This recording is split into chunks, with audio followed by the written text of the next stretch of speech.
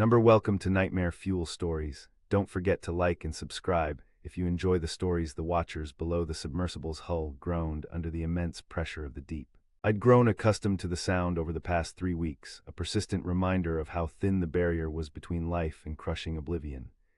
8,000 feet below the surface of the North Atlantic, the darkness was absolute except for our exterior lights, which carved a pale blue tunnel through the perpetual midnight. Depth stabilized at 2450 meters, I announced, checking the instruments. Current negligible, visibility about 15 meters. Dr. Alina Reeves nodded without looking up from her monitors. Perfect. Hold position here, Marcus. I want to get a complete scan of this section. I engaged the stabilizing thrusters and watched the sediment swirl around us, disturbed by our presence in this untouched realm. The Orpheus, our research vessel, was the most advanced deep-sea exploration submersible ever built. A $30 million investment by the Oceanic Research Institute to map the vast unknown territories of Earth's final frontier. The mission was straightforward: document and catalog unusual geological formations along the mid-Atlantic ridge, with particular focus on hydrothermal vents and their unique ecosystems. 3 months in the deep collecting data that would take years to analyze fully, but we'd found something else entirely. I'm still getting those anomalous readings, Alina said, frowning at her display. Same pattern as yesterday. It doesn't match any known geological formation. I leaned over to see her screen. The sonar mapping showed what appeared to be a series of perfectly straight lines etched into the ocean floor, forming geometric patterns that nature simply couldn't produce on its own. Could be an artifact in the data, I suggested, though I didn't believe it myself.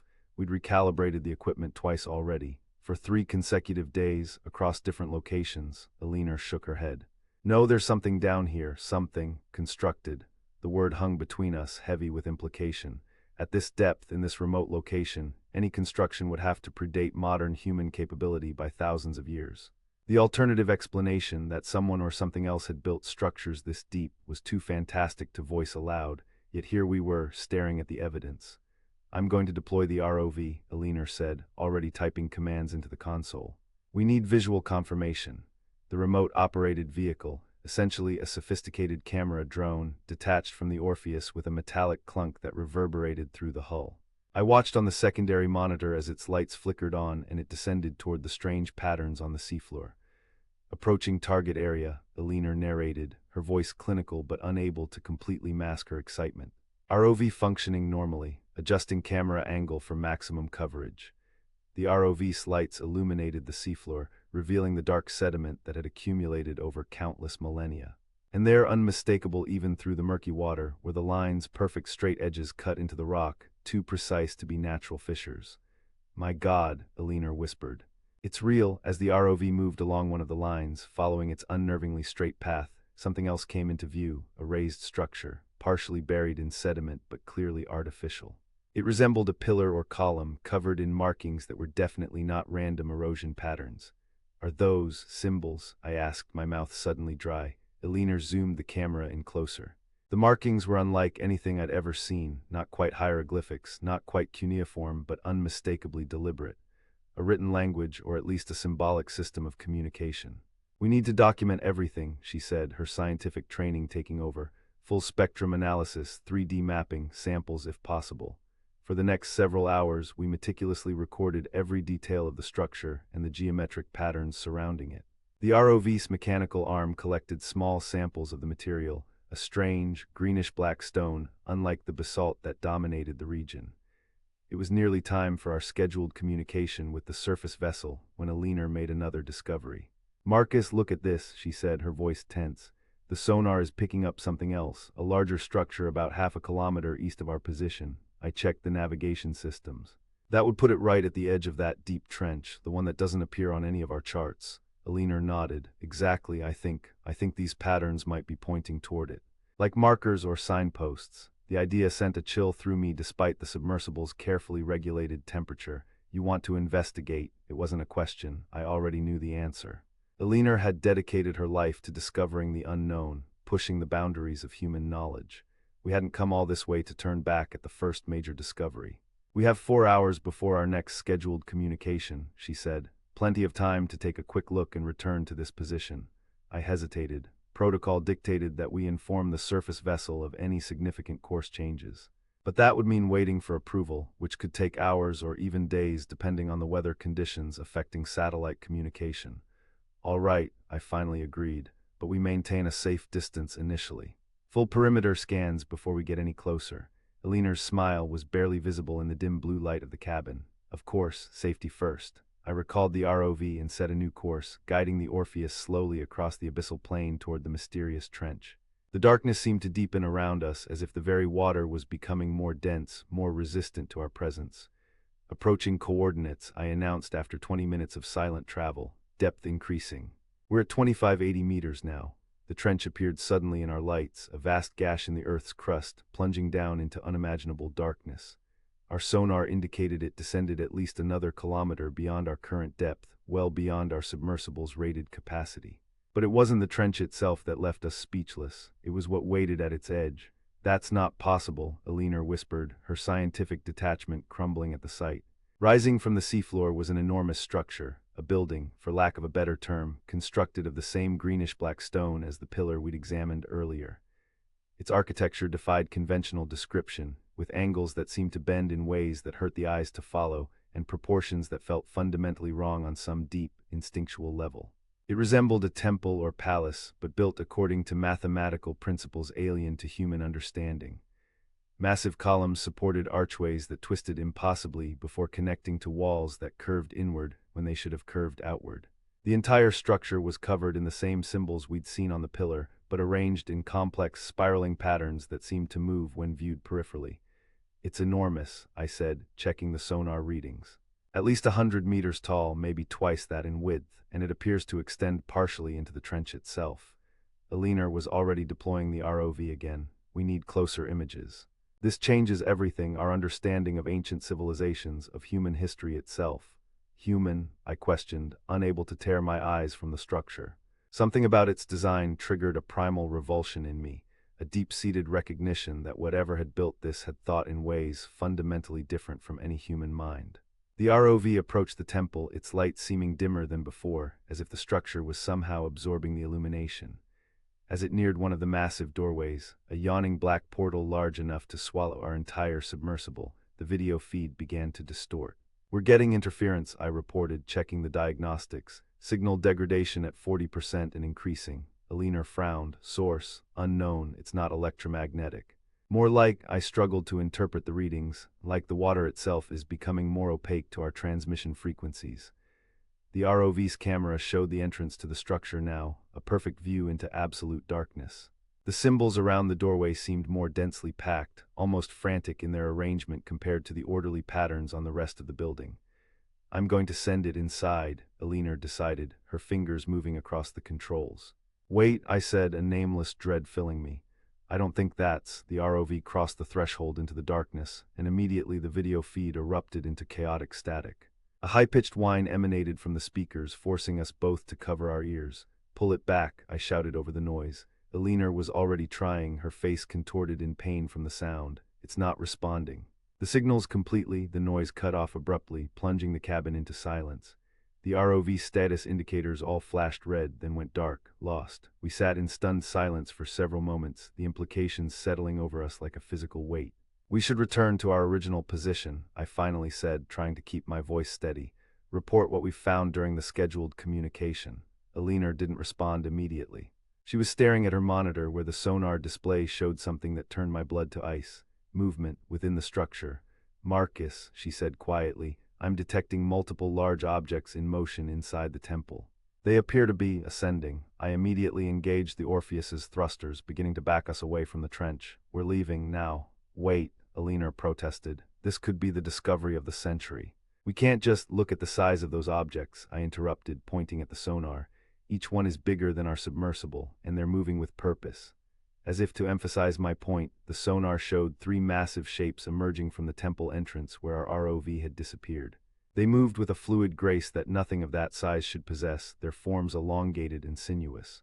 "My God," Eleanor breathed, scientific curiosity momentarily overcoming fear. "Are those creatures?" I didn't answer, focusing instead on increasing our distance from whatever was emerging from the ancient structure.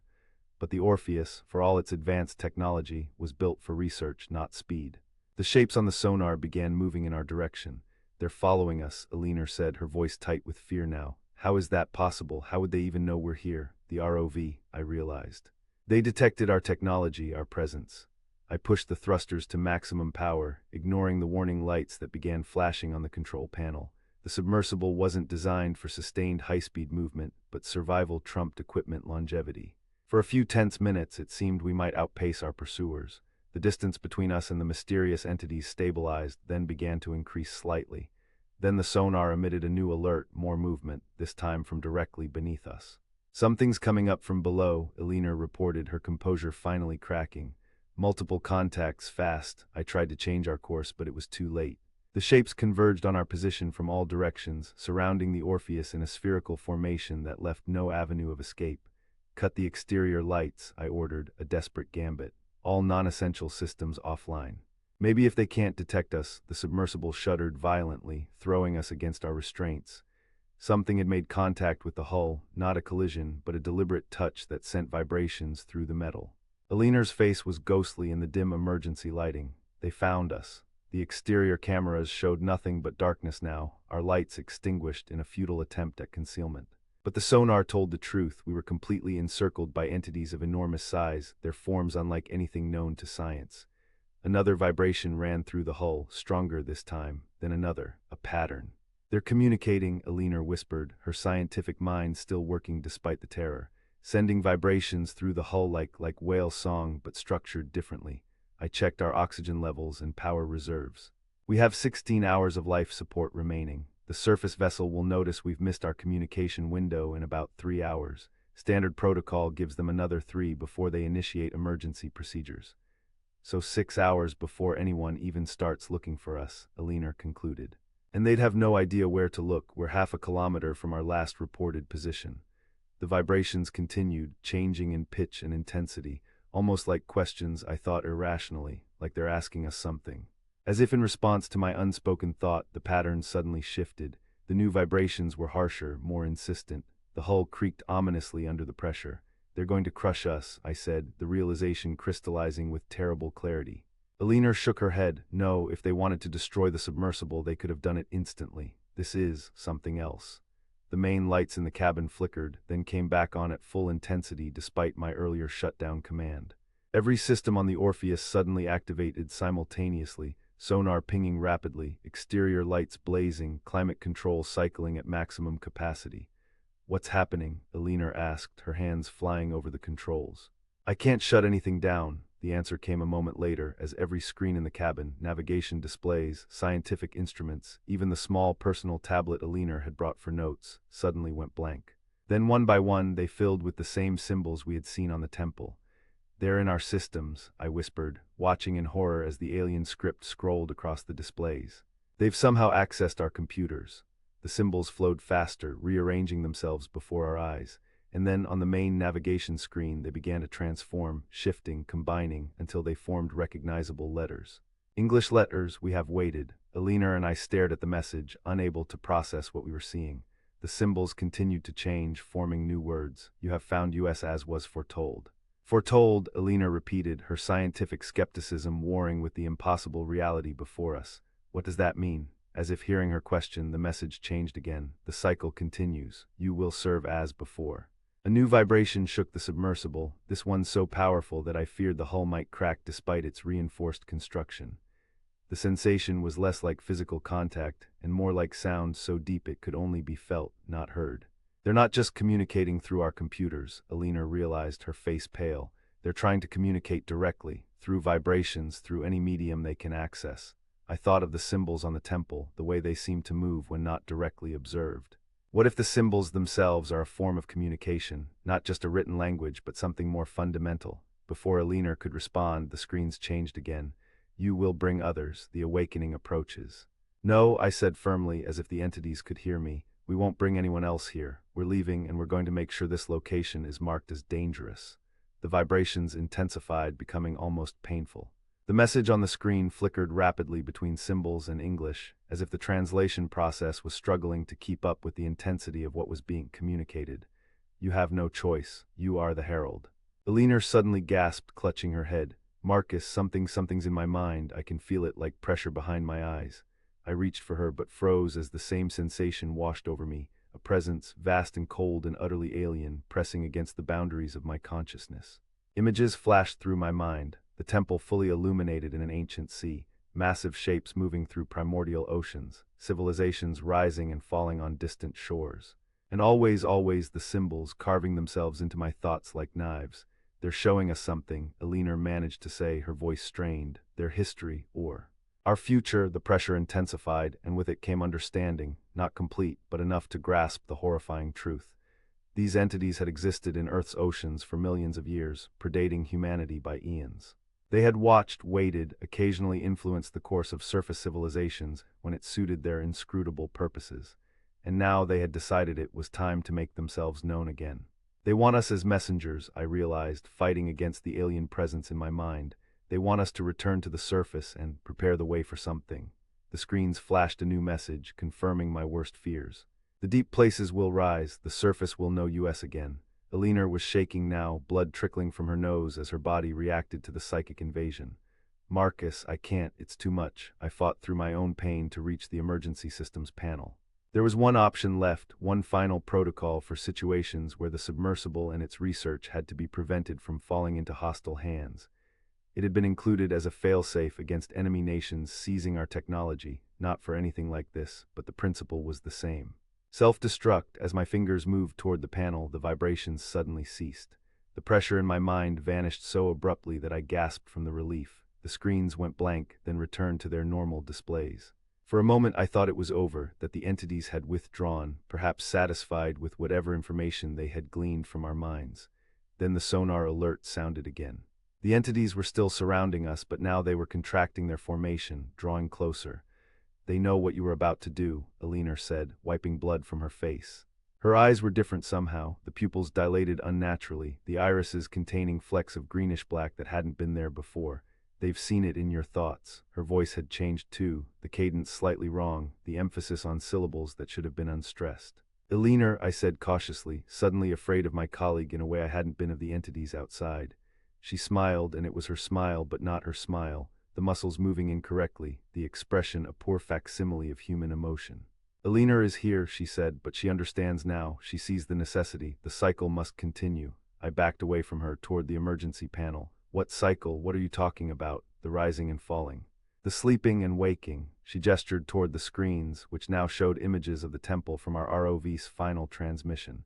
We built this when your kind still huddled in caves. We taught your ancestors to build their own monuments in our image, pyramids, ziggurats, temples rising from the jungle floor. A chill ran through me as I recognized the architectural similarities, the impossible angles, the proportions that felt subtly wrong to human perception. And now it's time for us to return, Elinor continued, her movements becoming more fluid, more inhuman with each passing second. The stars are aligned, the deep places will rise. You're not Elinor, I said, my hand hovering near the emergency controls. She tilted her head at an impossible angle. I am Elinor, and I am not Elinor. I am the voice of the deep speaking through familiar sounds. We could have taken your mind as well, but we need one of you intact. One of you to deliver our message. What message? I demanded, trying to keep her talking while I mentally reviewed the self-destruct sequence. That we are returning. That the surface world will soon know its true masters again. Her eyes, now almost entirely black with only thin rings of color remaining, fixed on mine. You will be our herald, Marcus Zhang. You will prepare the way. The name hit me like a physical blow. I had never told Elinor my last name. It wasn't in any of our mission documentation, which used only my first name and last initial for security protocols. How do you know my name? I whispered. Elinor, or the thing using Elinor, smiled again, more naturally this time, as if it was learning how human expressions worked. We know all the heralds, we have always known. Just as we knew you would find us, as you have found us in every cycle before. My blood ran cold as the implication sank in. This has happened before, many times. The cycle requires it. You discover us. You return with knowledge of us. The surface world trembles and prepares, and we rise. I thought of the self-destruct mechanism, of the final option to prevent whatever these entities were planning. But could I do it? Could I kill Elinor, even knowing she was somehow compromised? As if reading my thoughts, and perhaps it was, Elinor's expression softened into something almost compassionate. She isn't suffering, Marcus. She is joined with something greater than herself, as all humans eventually will. Outside the submersible, the entities drew closer. The sonar showed them forming a tight circle around us, their massive bodies now visible as vague shapes in the murky illumination of our exterior lights. They were unlike anything I'd ever seen, part cephalopod, part something else entirely, with anatomical features that defied classification. "You're going to take us to the surface," I realized. "You're going to use our submersible to bypass the pressure barriers that have kept you in the deep." Elinor nodded. "The Orpheus will be our chariot, carrying the first of us to the upper world. Others will follow once the way is prepared." I made my decision then, lunging for the emergency panel, but Elinor moved with impossible speed, her hand catching my wrist with strength no human should possess. "The choice is not yours to make, Harold," she said, her voice resonating with echoes that shouldn't have been possible in the confined space. It never was. The submersible lurched suddenly, and I realized with horror that we were moving, ascending rapidly, faster than our engines should have been capable of propelling us. "They're taking us up," I gasped, watching the depth gauge spinning backwards. "The pressure change, it's too fast, the hull can't handle it." Elinor seemed unconcerned. "The hull will hold. They will ensure it." Indeed, despite the rapid ascent that should have been tearing the Orpheus apart, the structure remained intact. The entities were somehow controlling the pressure around us, creating a bubble of stability in the water itself. I had one final, desperate idea. If I couldn't destroy the submersible, perhaps I could at least prevent it from being used as a Trojan horse. I lunged toward the communications array, intent on sending an emergency warning to the surface vessel. This time, Elinor didn't stop me. She watched with that same unsettling almost smile as I activated the emergency beacon and grabbed the microphone. "Mayday, Mayday, this is Orpheus to surface vessel Horizon. We are compromised, repeat, compromised. Unknown entities have." The transmission cut off in a burst of static. On the communications screen, a new message appeared in those same transformed symbols. "The message has already been delivered." "What does that mean?" I demanded, turning to Elinor. Her expression was almost pitying now. "Check the date, Marcus." I glanced at the chronometer on the main console, expecting to see the date we had descended, June 17th, 2023. Instead, it showed July 5th, 2023, nearly 3 weeks later. "That's impossible," I whispered. "We've only been down here for..." "Time moves differently in the presence of the old ones," Elinor said simply. "While your mind perceived only hours, the surface world has continued on its path. They have already been searching for us. They have already found what we left for them to find." A new screen activated on the console, a news feed from one of the major networks. The headline froze my blood. "Mysterious structure discovered, AT Orpheus submersible recovery." Cite the accompanying footage showed salvage operations at what appeared to be the ocean's surface, with the Orpheus being lifted onto the deck of a large vessel. Except the submersible looked wrong, its hull covered in the same greenish-black material as the temple and etched with the same alien symbols. "That's not possible," I said again, though the words were beginning to lose all meaning in the face of these impossibilities. "That's not our submersible, we're still in it. What they recovered was what we wanted them to find," Elinor explained. "A message, an invitation, the first step in the awakening."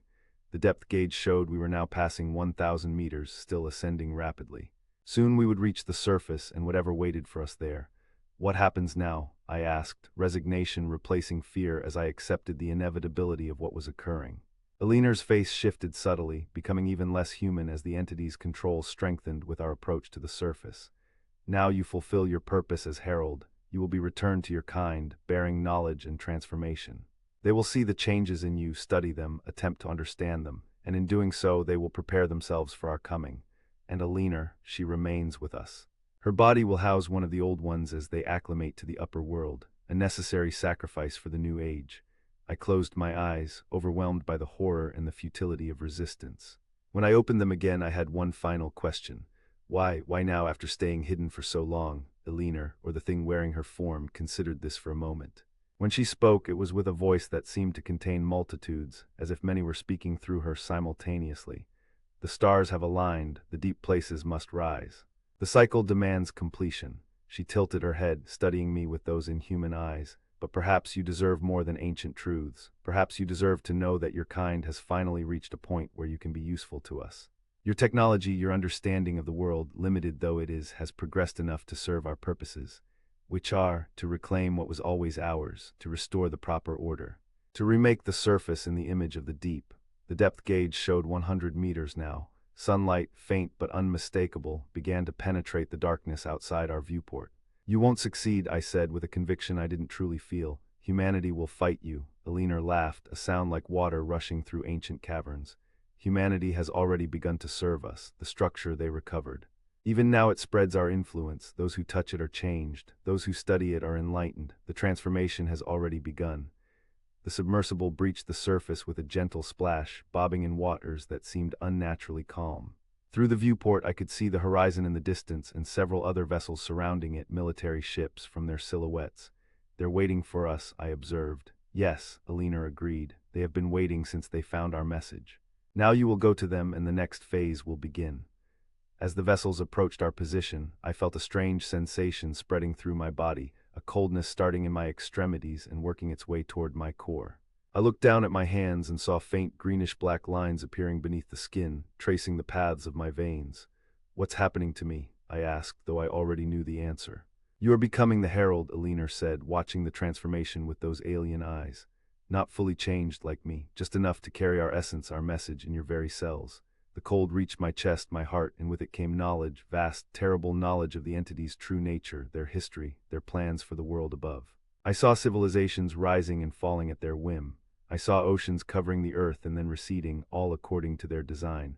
I saw humanity as they saw us, brief, flickering sparks of consciousness, useful tools at best. As the military vessels surrounded the Orpheus and personnel in hazmat suits prepared to board, I understood with perfect clarity what would happen next. I would be taken into quarantine, studied. The changes in my body would be documented, analyzed. The knowledge in my transformed mind would leak out in bits and pieces, guiding human research in directions that would ultimately serve the entity's return. And I could do nothing to stop it. The compulsion to serve as herald was now woven into my very being, as inescapable as gravity. The Orpheus's hatch opened automatically. Sunlight flooded the cabin, harsh and painful after weeks in the deep gloom. Alina stood, moving with that new, fluid grace that betrayed her inhuman nature. "It begins," she said, her voice once again resonating with impossible echoes. "The cycle continues, the deep places rise." As the hazmat team secured the submersible and prepared to extract us, I caught a final glimpse of the ocean through the viewport. Just beneath the surface, massive shadows moved in perfect geometric patterns, a fraction of the entities that had escorted us upward, now positioning themselves strategically around the world's oceans, waiting for the signal to emerge. The last thought I had before the quarantine team reached me was a terrible certainty. The creatures from the deep had not found us by chance. They had called to us, summoned us, guided us to their temple with an influence so subtle we had perceived it as scientific curiosity. We had never been the discoverers, we had always been the discovered.